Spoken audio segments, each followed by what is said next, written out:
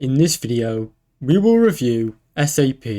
SAP EPR software for your business involves integrating various business processes into one single cohesive system to improve efficiency and decision making.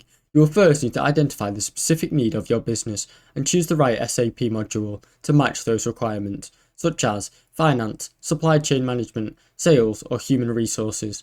Once you've selected the appropriate modules, the software can be customized to fit your company's unique processes and workflows. Implementation typically requires collaboration with SAP consultants or specialists who help configure the system and train your employees.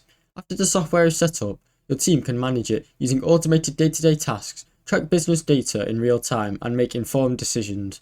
For example, SAP Finance module allows for seamless management of accounting or financial reporting and budgeting.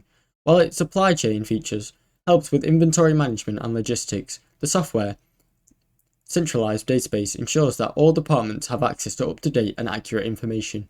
Over time, SAP can scale your business and grow a more productive workforce to maximize its efficiency and continuous training and system maintenance.